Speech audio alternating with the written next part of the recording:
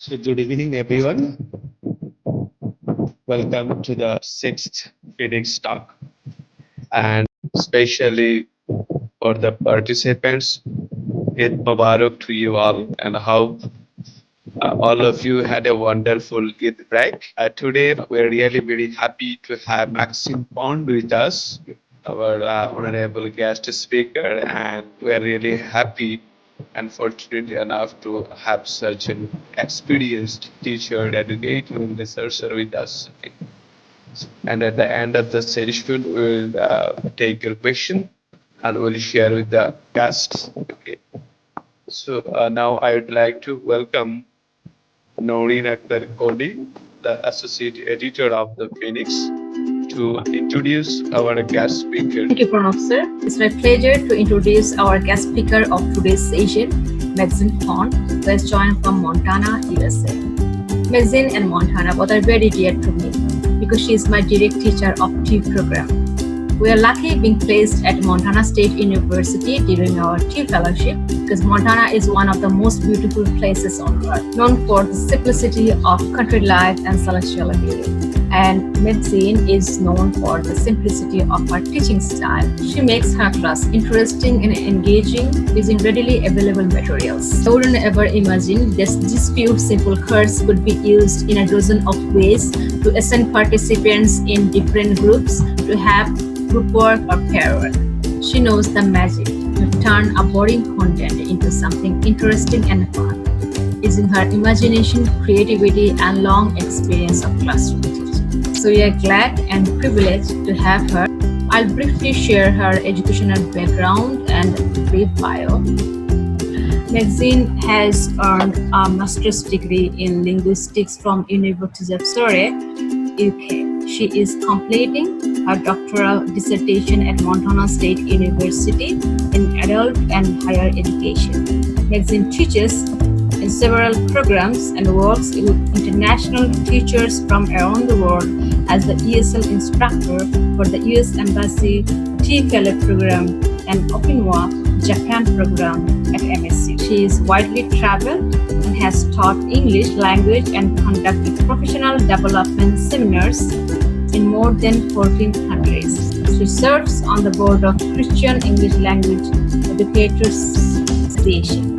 She is married, she has 3 children, 8 grandchildren. She loves knitting and gardening. Let us welcome very special teacher of the teachers, Maxine Pond. Thank you so much for that lovely introduction. Welcome to Montana, and welcome to my first attempt to teach using Zoom or online at all. So I'm sure you all identify with me as COVID has invited us teachers to totally readjust and learn to do something new. So today you will actually get to observe me learning to do something new. So I hope you will be as patient with me as your students have been patient with you. And at least I hope they've been patient and you've been patient with them. And I want to extend a very big thank you to Nowrin for inviting me to speak today, and to the Phoenix staff for making this possible and helping me with some practice training yesterday. And I also want to extend a special greeting to all the members and to all my former TEA fellow students, teachers, trainees. So I know that originally I told Nowrin that I would talk about using the low-tech things. But always you have to be talking about something. So I invite each of you to, as I am teaching, to think about how am I teaching? What am I using? And why did I use it? And how effective was it? And of course, always, how can you use it in your classroom? So this is just some flip chart that has sticky tape on it. So you can put it up on the wall and grab it easily while you're teaching. So this says, I believe it says, motivation equals learning.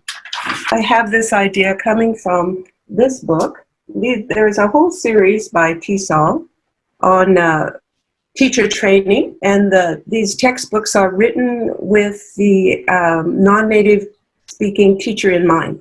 So this particular one is called Motivation in the Language Classroom. And I'm going to make that available, the information about that.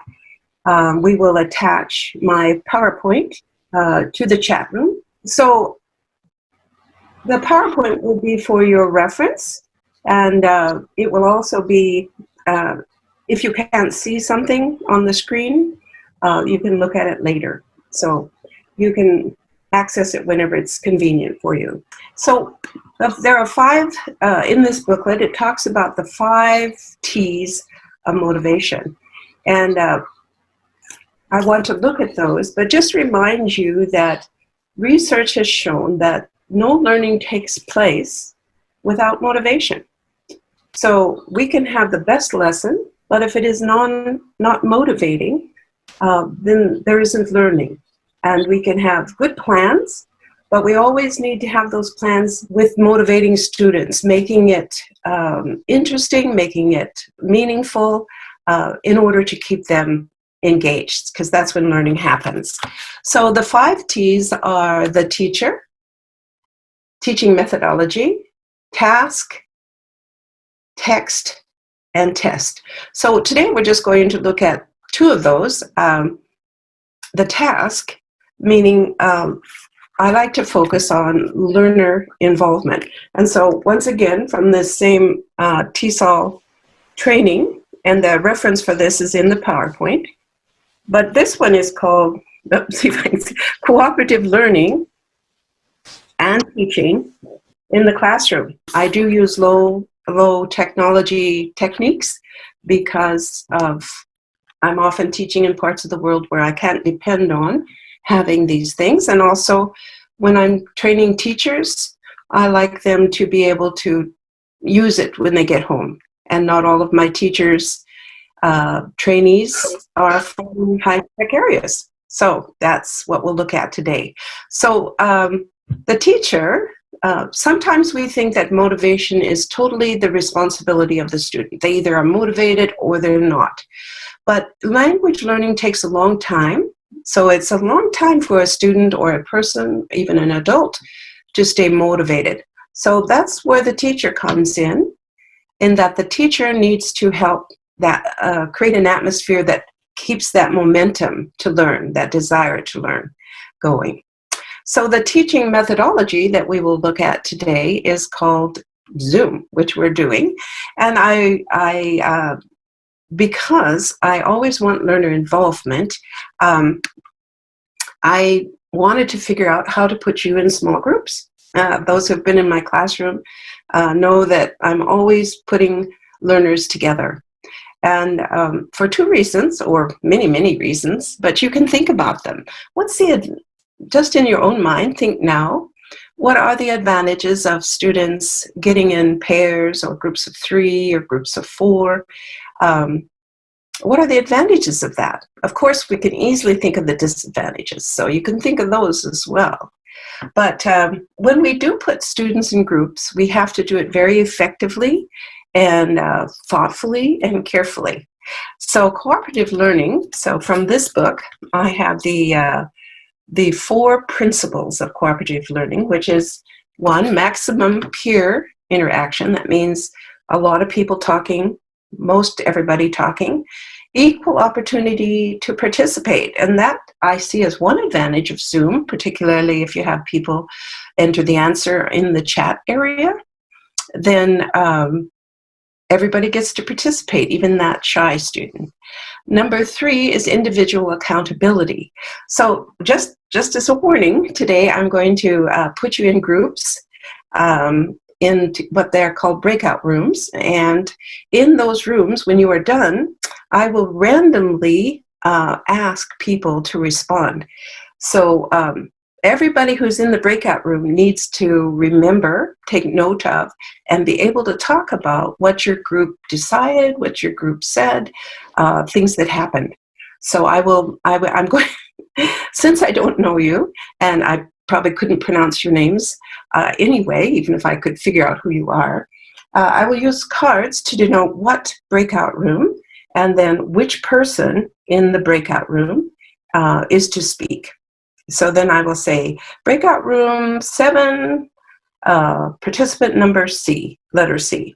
And then that person will be invited or given the opportunity to respond to the whole group. Okay, so that's just a little heads up warning for you. Now, before I go into the breakout rooms, I want to just show you some things that I have been using. Now, the only reason I have any idea how to teach on the Zoom is because my grandchildren live about 6 hours away, and they've been studying Japanese language for quite some time, and I got some of my early training in language teaching by learning how to teach Japanese. So I have a bunch of cards that I can show, and I just hold them up for my grandchildren, and then they can say that word in Japanese. So I have a whole bunch of fruits. I hold them up. So for example, if I click on chat here, and of course, let's have everybody respond in the chat quickly. What is this? Can you name this? Oh, I have it upside down. Not that it matters. So everybody type into the chat, if you know how, what this is in English. See, I can see that quickly as a teacher. You're all responding, thankfully, watermelon. No, it's orange. This is the watermelon. But on the back of this is the Japanese writing.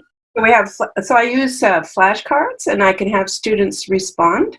I could also just call on the student number 7 to say it.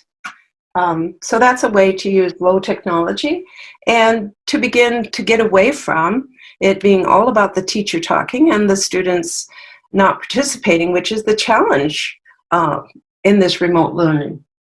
For example, I can also make my own little cards to do verbs or any other word I want. And of course, since my grandchildren were preparing to say this in Japanese, you would probably make your cards in whatever language is native, and then the students have to write. Then I also have, I have created things like this. So I can point to this, and I can have them create, like, say the day, the time, practice the time of day. We can do the days of the week. And then I can begin to have them create sentences.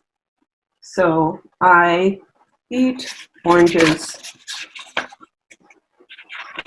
or I ate an orange last week. So some of you from might recognize that.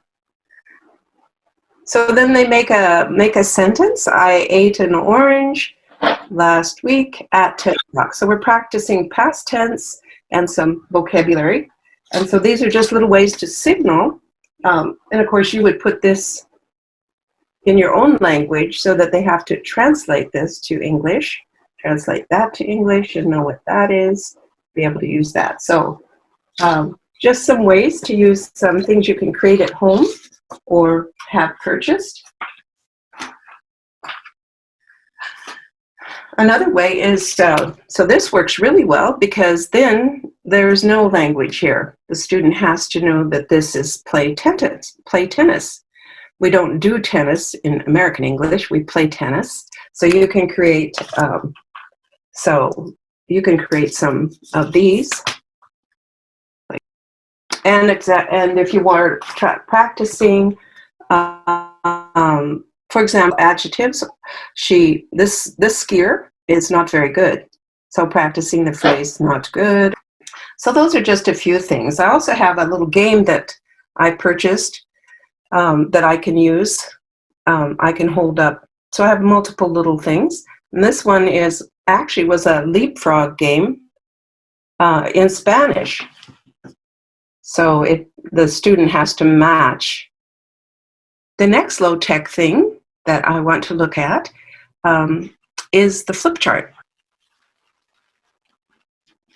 And looks like I need to bring it up pretty close for you to see it.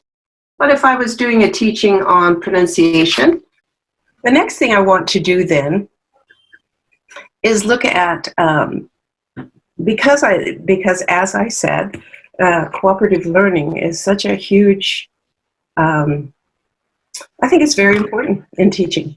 And it might be easy right now to just act like, well, how can you have much participation? And I don't know your situation, but why doesn't everybody enter into chat quickly how many students you are teaching at a time on Zoom? So kind of give me an idea. Oh, 39. Whoa, 71. Huge. All right, so we know we have a lot of students that you're working with at once, and might be really hard, but if you're convinced, like I am, that students working together, students being responsible, students having an opportunity to speak or write with some accountability is beneficial, then you want to use breakout rooms. So this, I've just created a PowerPoint and printed it off. So it's breakout rooms. Okay, I'm going to switch now and share my PowerPoint screen. And I just want to break you into groups so you can introduce yourselves. And I'm hoping to just kind of give you a quick introduction to breakout rooms. Yesterday was the first day I ever did a breakout room. So I think it's good to see what that is. So breakout rooms are something available on Zoom. You do have to have an account, and then you can have breakout rooms. So I'm grateful that the Phoenix had an account, so I could use this. So in the old days, when we would get together, put students together, this is what it might look like to discuss something. But that was before COVID. So now when we get together to talk, this is what it looks like. It looks like, we're online. And so I'm hoping to break you into groups of 3 or 4, so for a chance to introduce yourself. So just quickly, I want to look at some terms. So right now, I am the host. Most of you were able to enter something into chat, so I think you're a little familiar with that. A file, we've attached a file into chat with this PowerPoint for your use later or as you need it. Then there's also the idea of main session, which is what we are in right now. Everybody is here together. One person is doing all the talking and you're doing the listening. Maybe you're taking notes.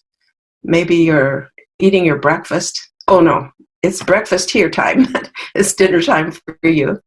So breakout rooms, you can join them, leave them, and you can ask for help. So I'm just going to quickly show you some of the things that you will see.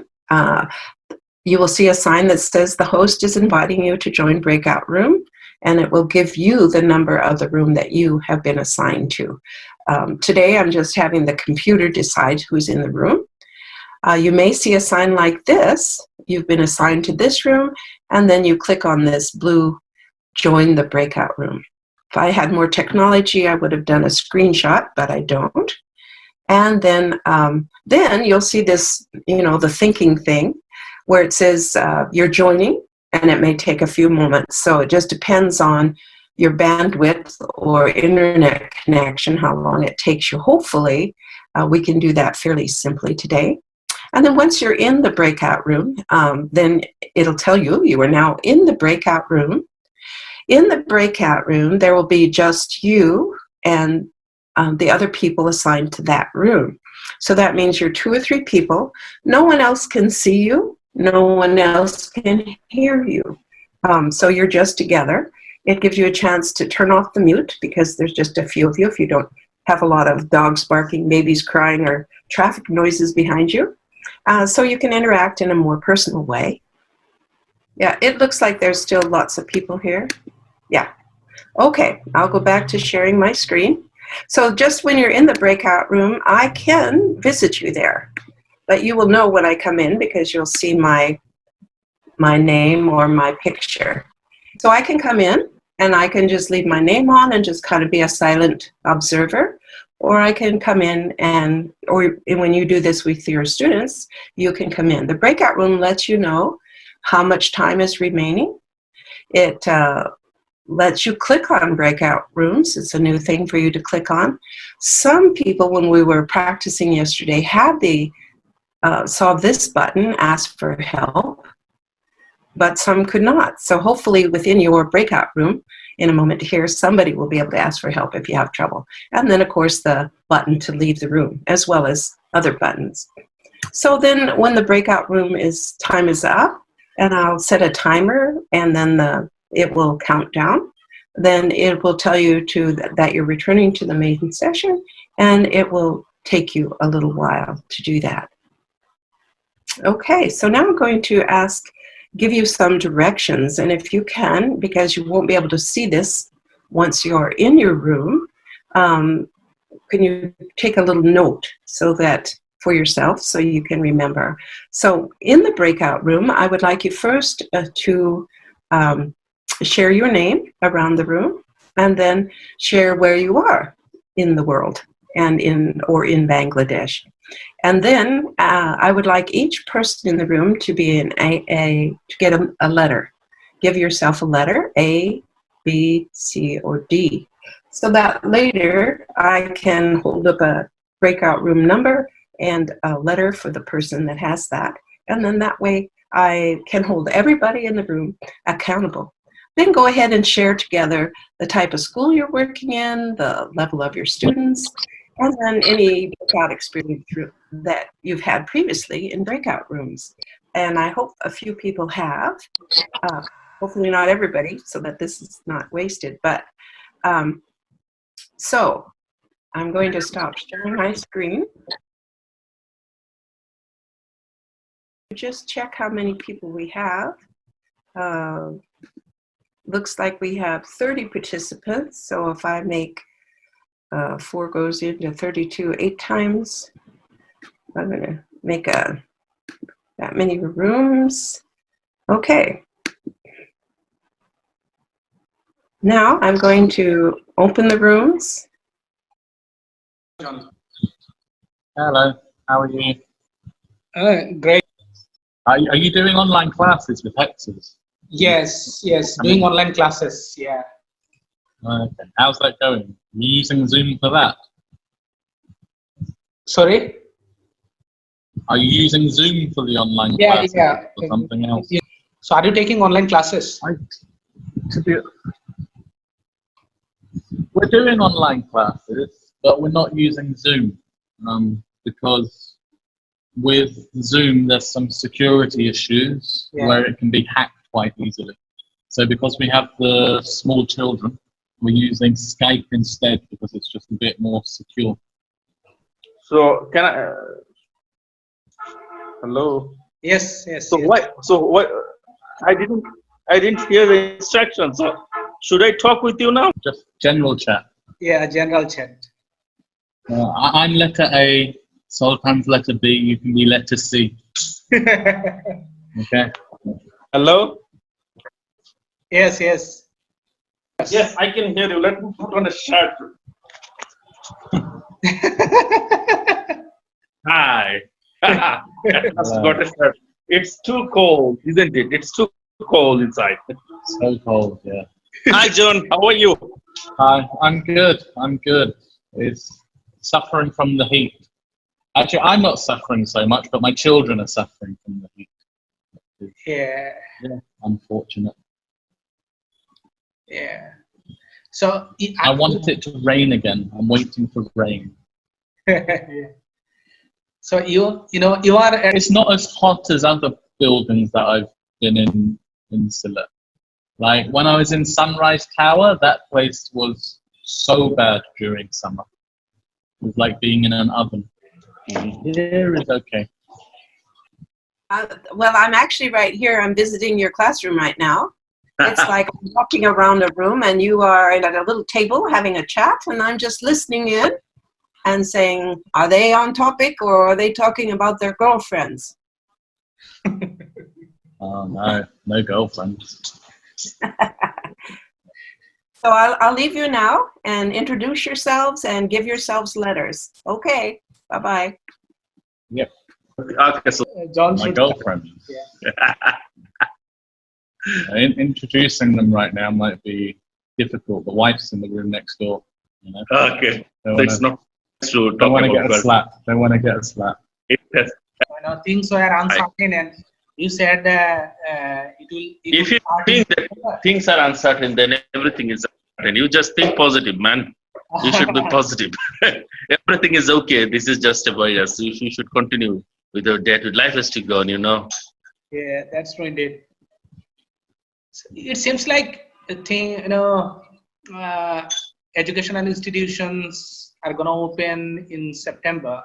It seems like people are really. That's the rumor. That's the rumor that's going round. Really? But when we talked to our parents, and our parents said if the government opens schools in September, they want to continue online classes. Oh. Until there's a vaccine, they don't feel comfortable sending their kids to school. So, Which I don't blame them. But let's see. I think it will be difficult for students to come back in September. yeah, we'll do it. We'll do it. If we get the opportunity, like 10 students in a class, 10, 15, not more than that. We have big classrooms, but still we are. You usually accommodate 30 students in a class, isn't it? Yeah. 30, 35. We have that sort 20 of. students in the small one. You can easily open, maintaining the social distance. 10 students, 15 students in the big classroom, then 10 students in the small classroom. Yeah. To be honest, when I've looked around Sylhet, nobody seems to be wearing masks properly or social distancing anyway. Even John, whenever I go out, I don't put on a mask because I cannot breathe properly. Today I went to Kochohor by my bicycle for 1 hour. I didn't put it using mask. I visited most of the rooms, at least briefly, jumped in and said hello, or just peeked in. Maybe you saw my name come up on your screens. So let's, I'm going to share my screen again. Welcome back to the main session. You've been in breakout rooms as somebody was saying, what are we doing? What's going on? And those of you who joined after we were in breakout rooms, I think were really confused. We've been in our breakout rooms. Hopefully what we did was exchange our names, where we are, and everybody now has a letter, A, B, C, or D, and I hope you remember the number of your breakout room so that when I call on you by breakout room number and letter, we talked about your schools, your students, and about the breakout room activity. So now in our group, get this to, there we go. Too many screens, too many places. All right, so now what we want to do is have a little discussion about what we just did. So I would like breakout rooms 3, 4, and 7 to report to the whole group, okay, if possible. And we'll just do that one at a time of these groups. So if person A in these groups would tell us what went well. What was it like? Was it your first time? How did the group respond? Anything you want to talk about that's positive. And then person B in room 347, who wishes to, would you let us know anything that was difficult, confusing, might have been technology problems, things that you would like to do. Okay, I'm going to quit sharing my screen. So do we remember room 3, room 4, and room 7, persons A and B? All right. So now we'll just wait and see, would one of those people, any of those people, so that would be We have 6 people on the spot. Yeah.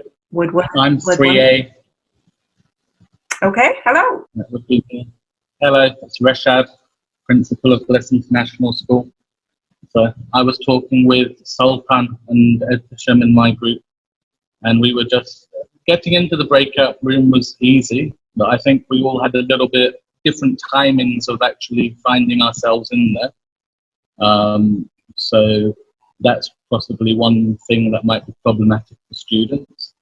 But overall, it was a good experience. Obviously, I sat with you yesterday and we went through it, so I have some experience of being in a breakout room. But I think it will be very useful for anyone who's using Zoom in the future for online classes. Okay, good. Thank you very much for sharing. Someone else, room 3, 4, or 7. Some people forgot their group number. So person A or B? I don't remember the room number, but I was the person A. So can I say yes something positive for the positive one? There was the positive that I introduced the people from different countries. So I feel some like globally. And when I use the Zoom, I always feel that I am the part of the global. So not only the breakout rooms positive things, but I can say the COVID-19 give us the opportunity of feeling being the part of the global, which is, you know, how is important for us and for me. Thank you. Thank you. Thank you for sharing. I was happy as I visited the various rooms to see people interacting. I think it's helpful if people can see your video, but I also know that's a little difficult and maybe something that you wouldn't do for religious reasons or technology reasons. And I think especially during this COVID time, I know in America, the young kids are so eager to see their friends and be with their friends again that that I hope you will find this to be a useful medium. And just remember how important it is to motivate our students. And I think a lot of times when I wanted you to experience it rather than just talk about it, because what you might find is 2 days from now, what you remember most is your small group. And I think that's true for our students, that the teacher can talk on, but what you discovered within your group has the most value. So, Nowrin, I'll turn it back to you, and you can keep going, or you can end as you wish. Yeah, thank you so much, Maxine, for this wonderful presentation, especially for introducing these breakout rooms. Any question for our guest speaker? You can just speak up now. And any confusion? Like I have seen one question asking about how to create this breakout room. Yeah. Oh, okay. Let me share my screen. I have, if you have downloaded I included my PowerPoint. I'll get this to work again. Oh. All the things we didn't do. Here are some links in my PowerPoint to some YouTube videos that will be very helpful to you. I think that's how I learned. And then I practiced with Nowrin and a few of the others yesterday to just see how it works. One of these is, they're both very, very carefully taught. One also shows you how the participant is experiencing it. So that was good for me to know what it would look like on your side. And then I also practiced with my husband. I logged him into a meeting and watched to see how it worked for him. So these are some links that would teach you how to do the breakout room. As I suggested earlier, you have to have an account that Nowrin might express how we added breakout rooms, but I think you just have to have a Zoom account and then you can create breakout rooms. Thank you for that question. Yeah, we have also learned from YouTube tutorials, and last day we had practiced it. So I think if you just see that video, that link has been given. That is, and the video is very helpful and easily explains how to create a breakout room. It was, first of all, I would like to thank all of you, and thanks to the media, thanks to the internet. It was a great experience. Doing the breakout room, I was not acquainted with so many guys there, but I met so many people there. It was amazing and quite fruitful for me. I learned so many new ideas, new thought from different sort of people, different sort of guys. It was amazing.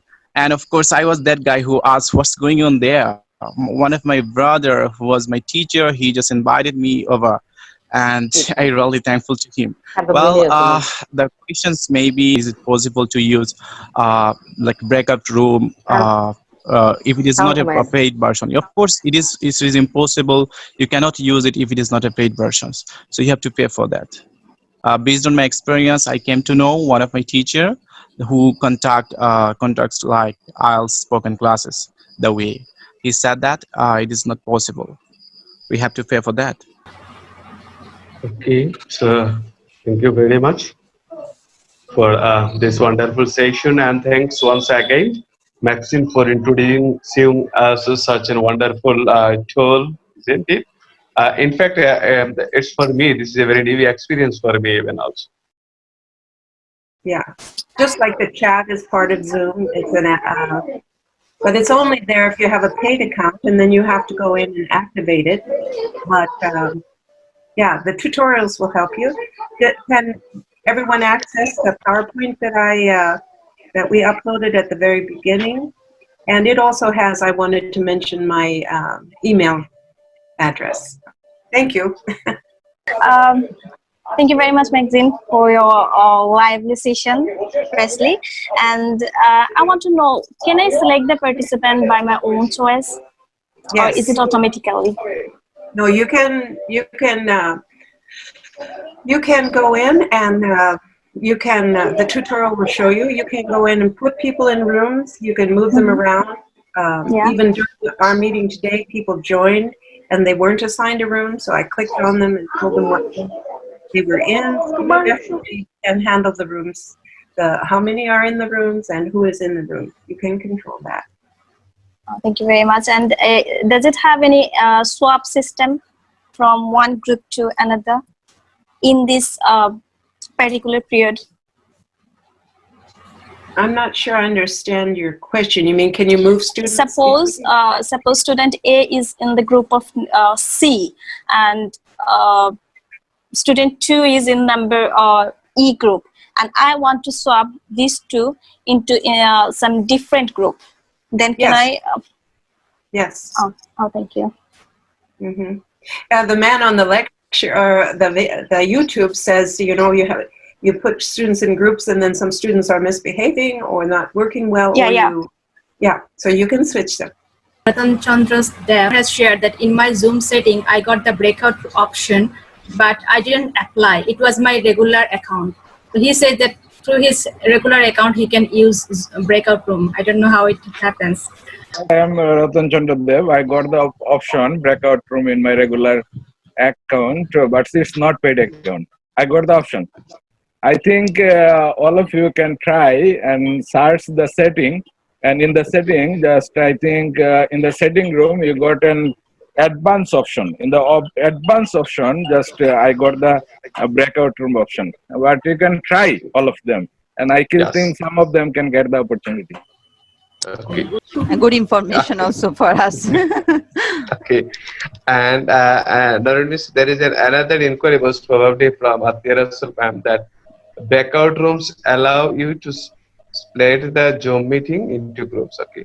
So it means that there is no differences, in fact, between the Zoom meeting and the background groups. Yes, Pranab, so it wasn't actually an inquiry. It was what Diti asked. So mine was a response to her inquiry, because Maxine already cleared that it is an aspect of Zoom.